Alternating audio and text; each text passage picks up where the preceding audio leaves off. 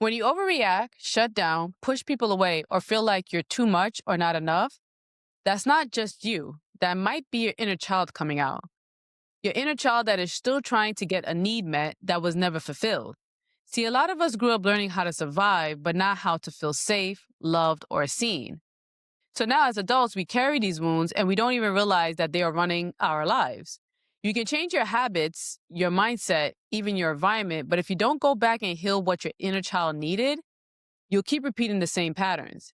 In this video, we're going to talk about how to recognize these patterns, how to recognize those needs, and how to finally give that part of you what it's been asking for all along. Let me explain.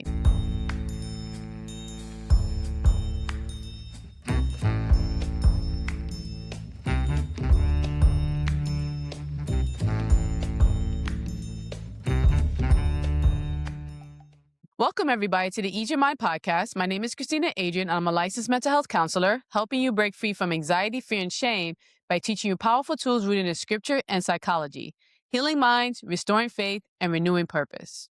So firstly, what is the inner child? So the inner child is the part of us that holds all our past experiences, our traumas into one place.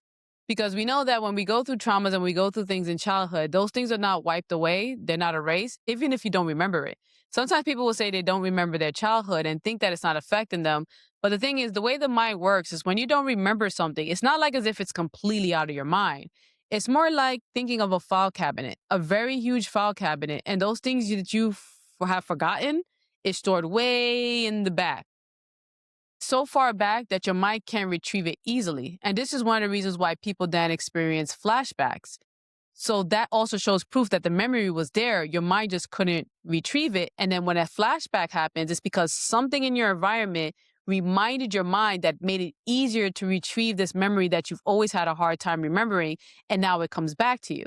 Sometimes when people do EMDR therapy, their memory starts to come back because the memory is still there. It's just your mind hasn't been able to retrieve it. And there are different types of therapies too that sometimes can help retrieve those memories if need be. Do you have to retrieve it all the time? Not necessarily, but however, this is just having an understanding to know that when memories are forgotten, that doesn't mean it's not affecting the software in our mind. It doesn't mean it's not affecting your patterns and the way that you're behaving. And this is one reason why sometimes remembering can be helpful so that you can understand more about why we do the things that we do. The inner child will come out in many different ways. Oftentimes when people have big reactions that is not proportionate with what's going on, they might just chalk it up to, oh, I'm overreacting. I don't know what's wrong with me. But the thing is, you're behaving that way for a reason. Now, it's not okay. And yes, it is disproportionate. So that means that it is an overreaction. However, it is best to try to understand why you're overreacting. There has to be a reason for it. I do believe that there's always a reason for something. You can't just chalk it up to, well, I had a bad day, or whatever it is that people might chalk it up to, because then you're never really understanding why, which means that most likely you're going to overreact again if something similar happens. So when it comes to our inner child, it's very important to dig deep into understanding why our inner child is reacting the way that it's reacting to whatever it is that's experiencing. And it holds our trauma. So definitely when we are having a flashback, or if we're having a reaction to getting triggered by certain things, our inner child is going to come up. And most of the time it's coming up because there is a need that's not being met. I'm going to try to explain this the best way possible. So whenever our inner child comes up, so whenever there's an overreaction, whenever we get explosive, that tells us that the inner child is coming out, which tells us that there's a need that was not met in the present that's similar to something that was not a need that was not met in your childhood, and is coming up now as anger because, once again, that need is being ignored. Because most of the time, the inner child is accompanied by the angry child. Now, the angry child is there to try to get the inner child's need met, but many times can go about it the wrong way. Or sometimes the angry child hates the fact that the inner child is so vulnerable, and that's why the angry part come out inside of us, because it doesn't like that vulnerability, and it doesn't even want people to know, or even you yourself to realize and know that a need was not met, especially when you think of people who are hyper independent. They many times want to not even admit that they need something from someone, or sometimes even need anything at all. But however, we all have basic needs in life. We all have needs that we need as a child, and as an adult, we still need them. Now, as a child, if they don't get met, this is when we find ourselves in adulthood meeting these needs in very harmful, unhealthy ways. But if those needs aren't met, it's not that as an adult we don't need those needs anymore. We still need them. It's just that because they were met in a healthy way when we were a child, we can then continue to meet them in a healthy way as an adult. We've learned how to do that for ourselves, and we understand how that should look like in relationships. Someone whose childhood needs were not met don't know how to meet those needs for themselves as an adult.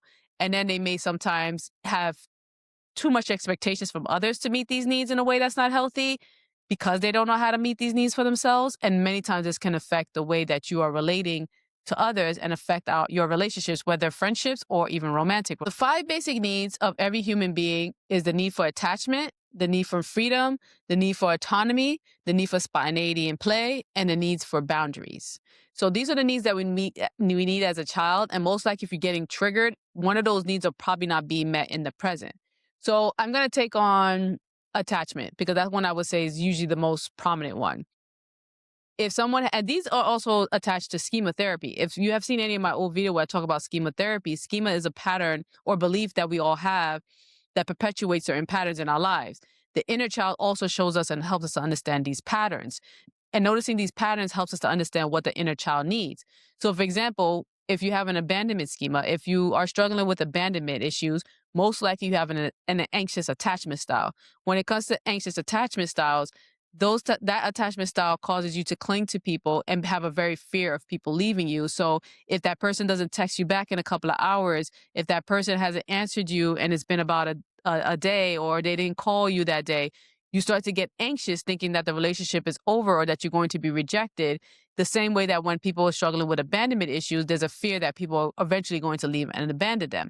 So attachment wounds and attachment styles are based off of our childhood experiences and our traumas. So if we're dealing with attachment, so how would this look like in present day life? So let's say you're in a relationship and you're dating someone, but let's say you get an argument to the person and you don't feel like this person is really trying to understand you. There maybe they're behaving defensively, or maybe they're just not understanding you, whatever it might be. But at the end of the day, you feel misunderstood.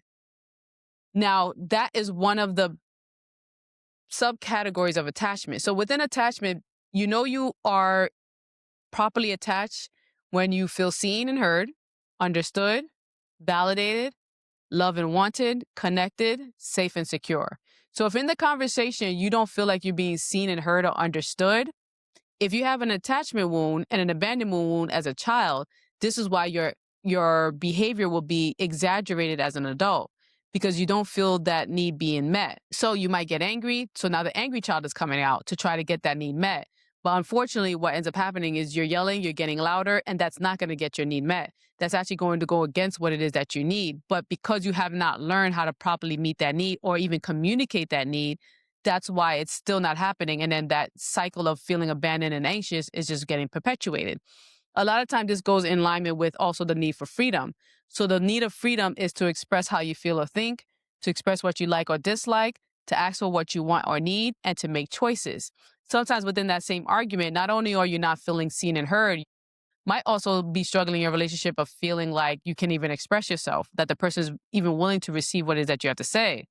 Sometimes people, unfortunately, in relationships have to walk in eggshells and they don't feel like they can fully express themselves. And this is also very unhealthy in a relationship because both parties should have the freedom to express themselves and try to work through whatever it is that they need to work through.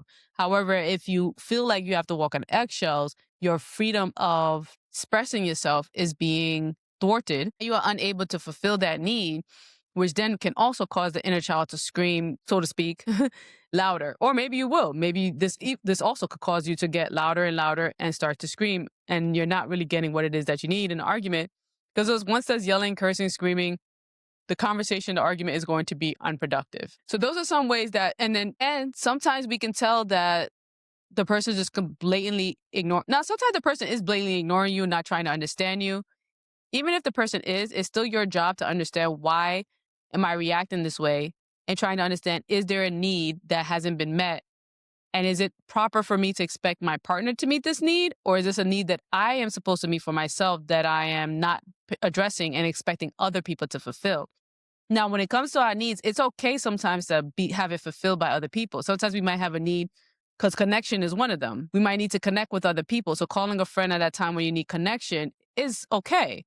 But if you don't have a good connection with yourself to begin with, then you're always going to have to rely on other people, which is not what we want. But if you have a good connection with yourself, then when you have that need for connection, you would know how to fulfill that need with connection to yourself, but you still might want to go talk to a friend because you also still need that connection as well, because that connection is important for us also. So many times we have to reevaluate to see, are the expectations we have for our partner reasonable? Because sometimes we are unconsciously expecting our partners to heal us and heal our inner child without us even realizing it. But it's not your partner's job to do that. And more times than not, your partner probably has their own inner child that they may or may not be paying attention to and maybe needs healing themselves. So they are unable to give you what it is that you need. And more times than not, when people have certain schemas, we tend to attract people who triggers our schema. Many times people with abandonment schema attract people who are inconsistent, who are unavailable, which then triggers their schema. So this is one of the reasons why we have to pay attention to who we are choosing as well and why we're attracting it. Now, some people will say, well, if that's something you don't like, why would you attract it? Because it's familiar. The brain deals with what is familiar, not what is always better, because the brain just goes off of routine, habit. It tries to guess. And when things are familiar to us, it's kind of like that saying, better the devil you know than the devil you don't.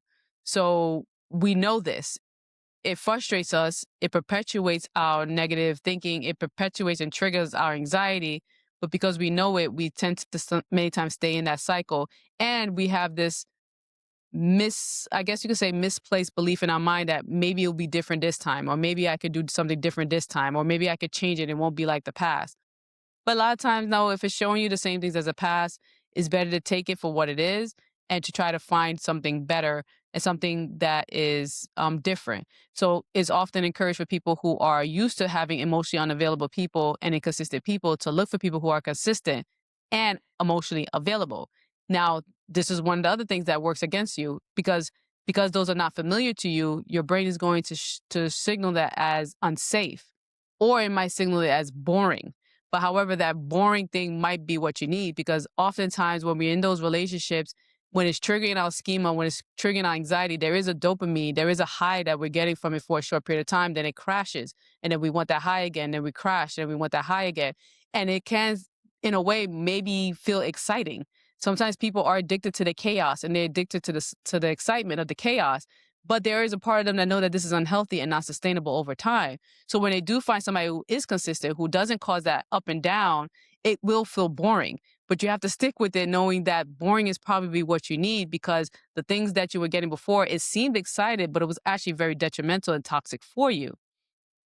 So we have to give that person a try who might be boring, especially if they're showing the signs of consistency and emotional availability and actually being able to meet some of those needs or be attentive to some way or empathetic at least to those needs. So that's one way we might see that need. So then usually if somebody reacts that way, that tells me that, and I know that you have an abandonment scheme or a belief pattern, that tells me that there was some need that wasn't met as a child. People who deal with abandonment issues typically had some level of neglect as a child. It might not be, it could be physical neglect. Maybe a parent was not there physically, or maybe their parents were there, but however, their parents weren't really attentive to their needs emotionally.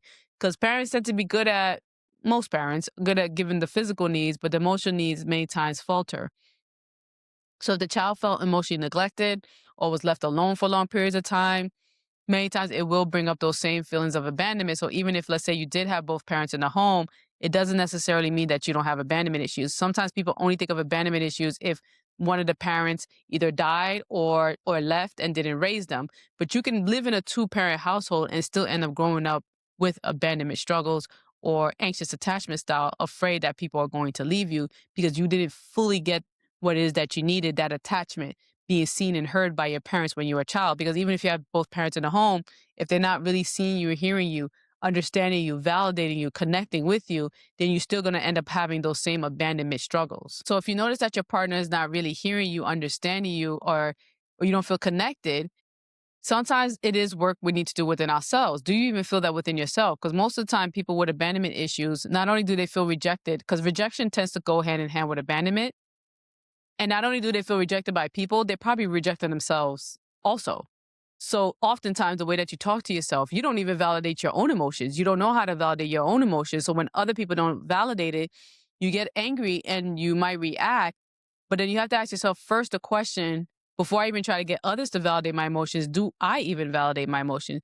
Am I connected with myself? Do I love myself? Do I validate myself? Do I make sure that I'm seen and heard and hearing my inner child? Because many times our inner child is screaming and we're not listening to our inner child. Our inner child is saying that they need these things, but we don't do them. We don't really address it. For example, when we lack boundaries with others, that can be a way that we're ignoring our inner child. Our inner child is screaming that we need attention, we need love. Sometimes our inner child gets ignored by just us as well. So let's say our inner child is screaming that they need to be validated, and you're with someone who doesn't validate your emotions, you're not used to validating your emotions, you might do the same. How does this look like? Oh, I'm just probably overreacting. I don't know why I feel that way. It's probably something dumb. So you're not even validating or even seeking to understand why your inner child feel the way that it feels. Or you might tell yourself, no, I shouldn't feel that way. I shouldn't need someone to give me attention. I shouldn't need those things. Now there is a level of attention that is too much. But to say that you don't need attention at all, I don't think that's fair to say. Every human being needs some level of attention. So we might minimize what it is that we're feeling. We don't pay attention to what it is that we're feeling. And by doing this, we are ignoring our own inner child. And then we're expecting somebody else to be able to fulfill those needs. Now, sometimes people can, but then this is when you get into dependency on other people because that other person is fulfilling that need. And then that can be dangerous because sometimes you'll find that person who can fulfill that, or they look like they're fulfilling that need, but then it's because they're trying to manipulate and use you. This is why it's important for us to learn how to fulfill those needs in ourselves, in and of ourselves, and not always rely on other people to fulfill it when we become adults. What's blocking your inner peace? Are you not sure why you feel stuck, overwhelmed, or disconnected? Do you have thoughts constantly running through your mind and ruminating and causing a lot of anxiety? Are you lacking peace in your mind, emotions, not understanding who you are, and struggling to understand the purpose in your life and who God called you to be? I created a quiz to help reveal the root cause, to understand what it is that needs to be dealt with. Is it coming from the mind and the way you're thinking? Is it coming from your heart and your emotions? Is it a soul issue or is it a spirit issue? This can help you to understand exactly where you need to begin your healing journey. Click the link below to take the quiz to start to see where your healing journey needs to begin. Now back to the show. Therefore, when you don't validate your own emotions, when you don't feel understood, you don't even love yourself, you have to ask yourself the question, am I loving myself? Am I doing the things that's also beneficial for me? Or am I always ignoring what it is that I need to maybe help or put other people first all the time, even people who are harmful to me? So, for example, if you allowing yourself to stay in an abusive relationship, then that means you're ignoring your inner child. If you're allowing yourself to stay and be verbally, emotionally, physically abused, you're probably ignoring your inner child. So you're not meeting those needs of that inner child. So it's kind of hard to expect somebody else to be able to meet those needs. So first you have to meet those needs. And then it's also okay too, like to evaluate the relationship and tell the person like, hey, I don't really feel like you're hearing me or trying to understand me.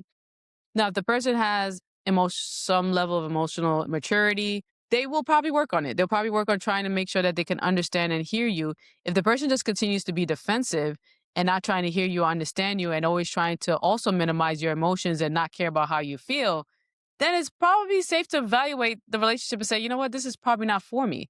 Because even if I can fulfill that need myself, let's say I do fulfill that need, I do validate myself, I love myself, I'm connected to myself. When you are in that healthy state, you're not even going to want to be around somebody who doesn't do the same, who just completely ignores you, don't care about your emotions, minimizing how you feel. They're constantly defensive. You're not going to want that healthy part of you is not going to want that. So usually that's also can be an indication of our unhealthiness is the things that we accept. We accept these types of things in these relationships because we're probably not healthy ourselves.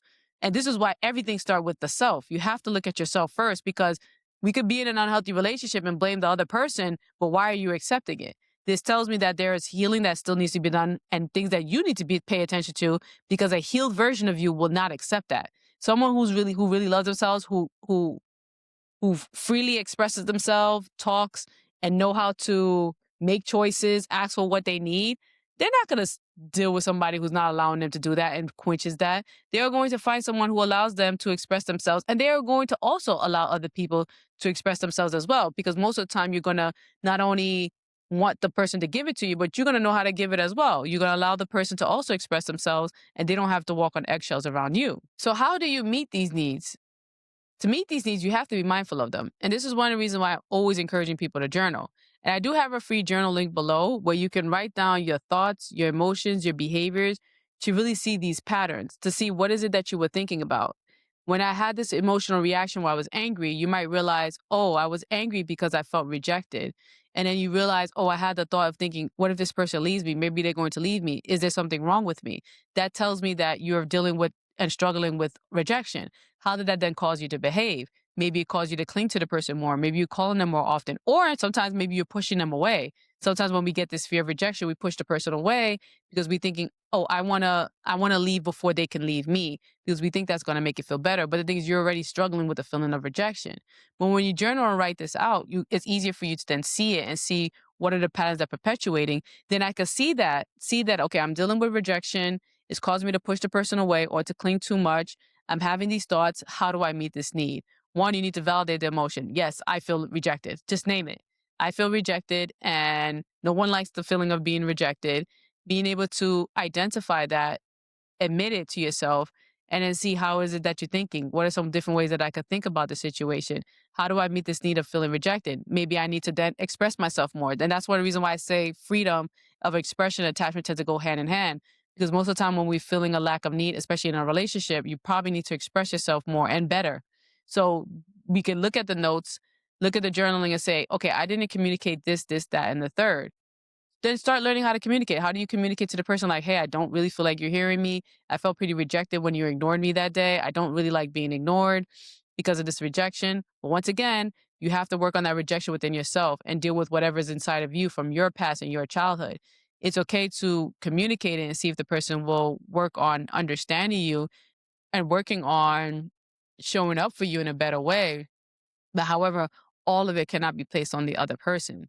But when you look at what it is that you're journaling and writing and looking at your behaviors, your emotions, your thoughts, it can then help you make a plan of like figuring out, okay, what are these needs that need to be met? How do I meet these needs?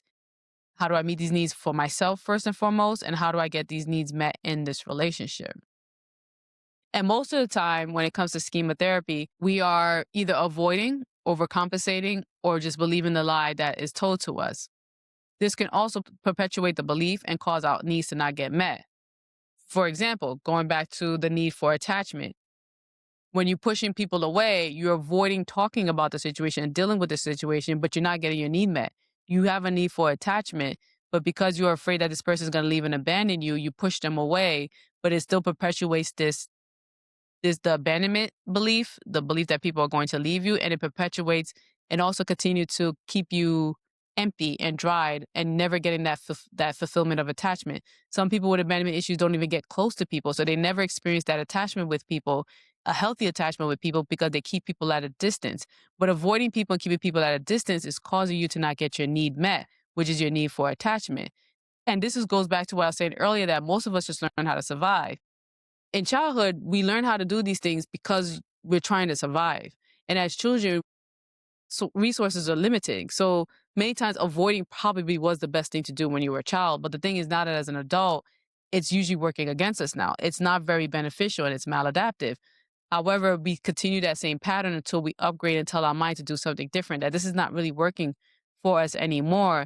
We need to learn how to be more vulnerable, how to attach to people, because this is a need that we need, especially if you want a healthy, flourishing relationship and marriage. You're going to have to learn how to be vulnerable and how to attach well and attach in a healthy way. But you have to be willing to stop avoiding people, stop avoiding that closeness. And this goes more into the avoidant attachment style. People who have avoidant attachment styles are usually the ones that pushes people away. They are afraid of getting too close. They're afraid of intimacy. They're afraid of losing their independence, so they don't want to get too close. But however, we have to work on not avoiding. And for the anxious person, they have to work on being okay and secure within themselves and not catastrophizing. Most people with anxious attachment style anxiety in general catastrophize and think of the worst as possible outcome.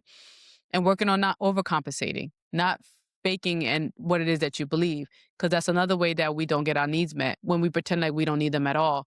Most of the time, people who are hyper independent They'll just behave in a way that acts like they don't need anybody. I don't need anybody. I could do everything on my own. I could take care of everything.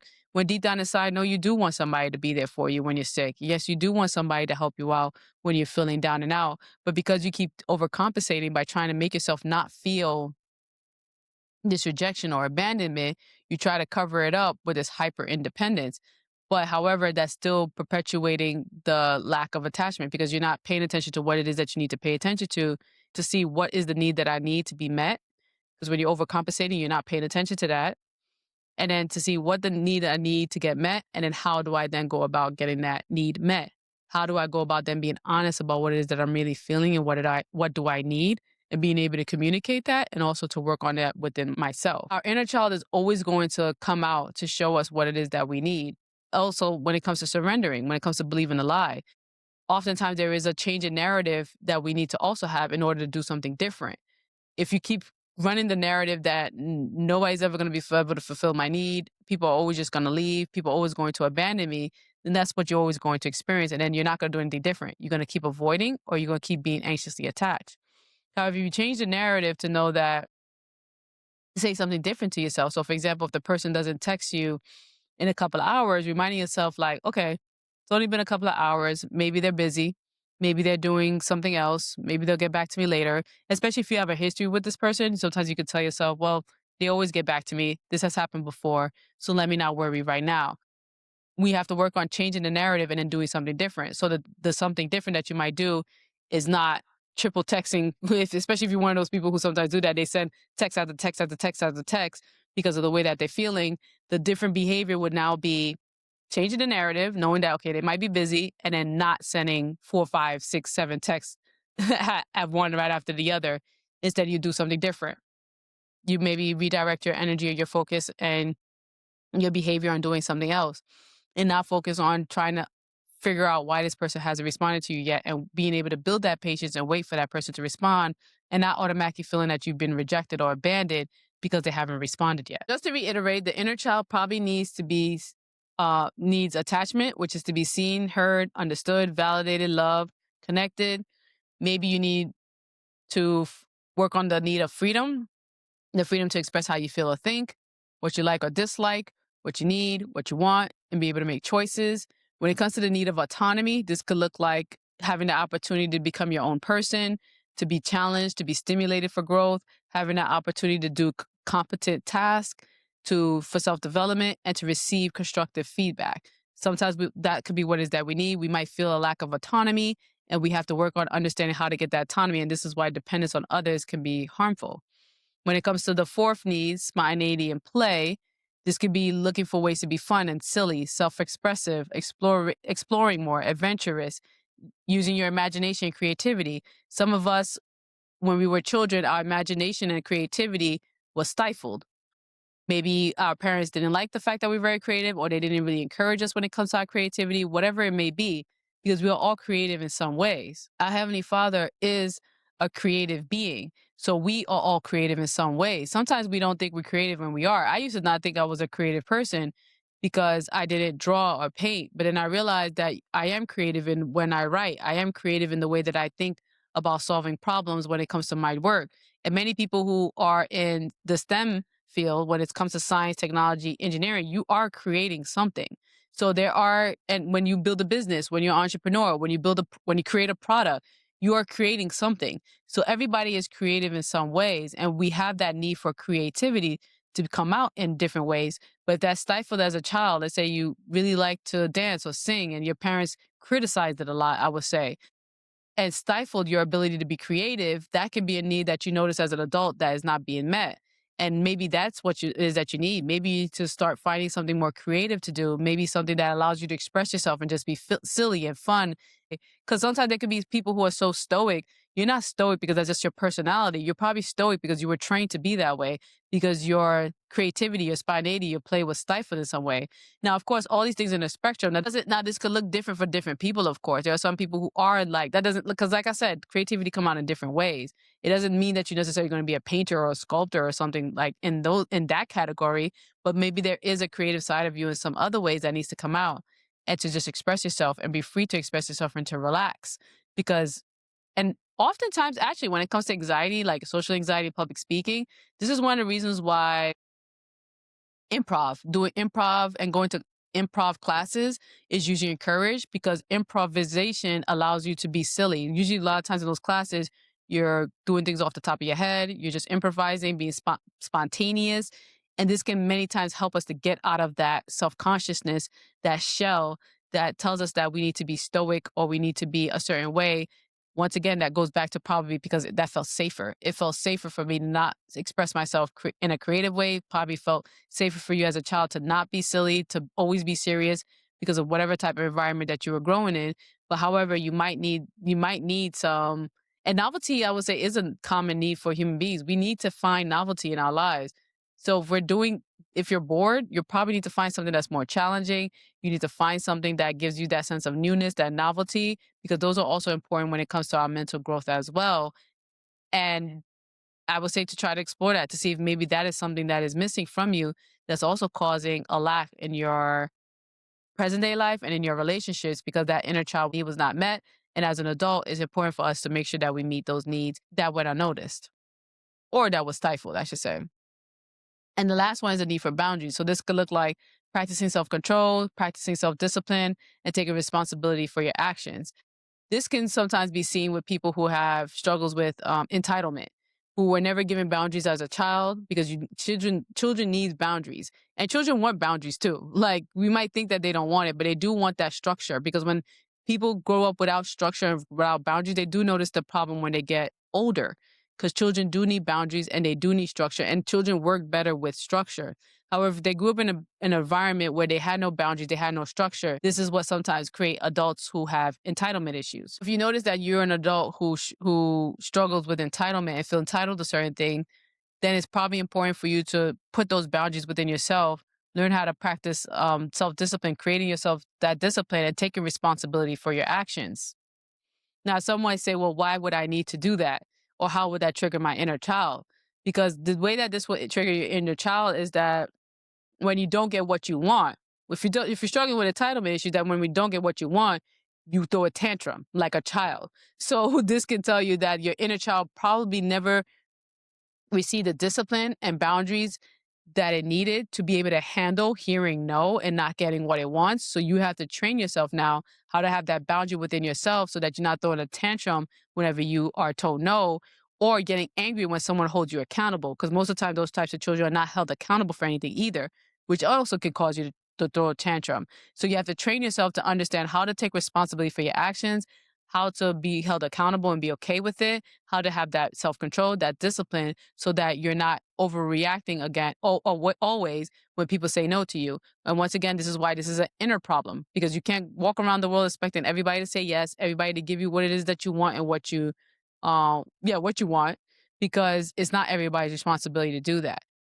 That's one of the ways that the lack of boundaries, that need for boundaries can show in adulthood, and which most of the time came from probably how you was raised as a child and how is it that you're going to meet those needs. And maybe I'll do a video too talking more about attachment styles and how attachment styles also plays a role when it comes to our inner child and when it comes to our schema, our beliefs and our patterns and understanding when it comes to how it shows up in our relationships. Because the inner child is not something that we want to go away. It's not something that, yeah, the inner child does not. So the inner child, when we're working on healing the inner child, we're working on pretty much healing those needs, but also healing the wounds.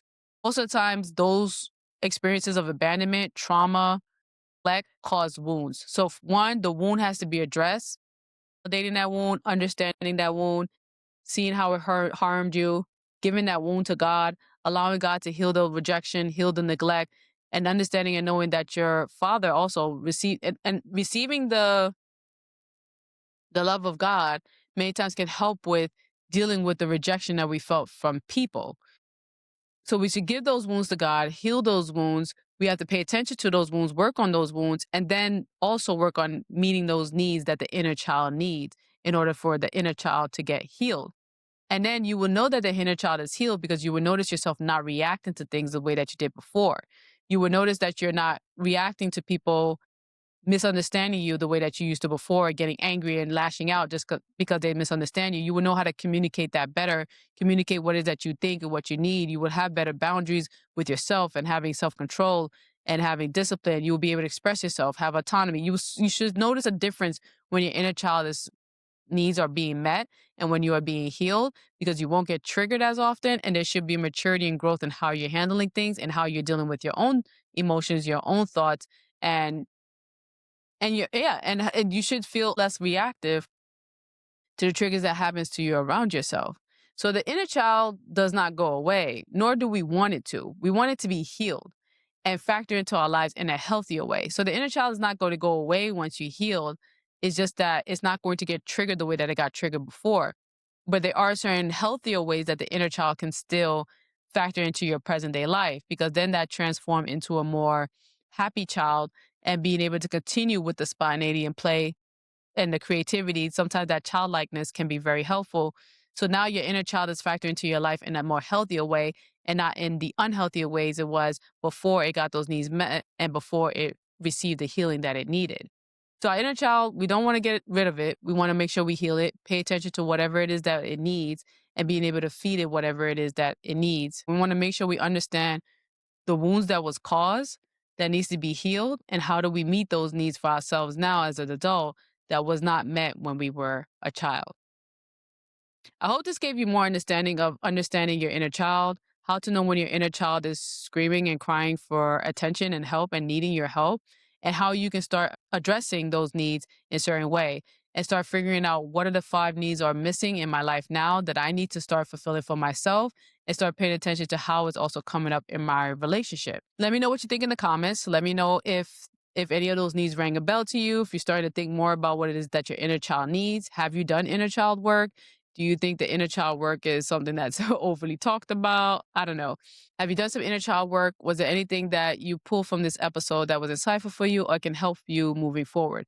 I would love to hear what you think in the comments. Also, if there is something that you would like me to go deeper into, also feel free to let me know. And also check out the link to the quiz and also to the journal that I have in the show notes to help you with understanding more about yourself, and also to start writing down and seeing what are the patterns that you're struggling with that needs to be worked on. So check out the links in the show notes. Don't forget to share with somebody that you think this could be helpful for, who you think might be struggling with their inner child, have been struggling with trauma or whatever pain it is that they're going through. Share this video, like, comment. Don't forget to subscribe. And until next time, take care.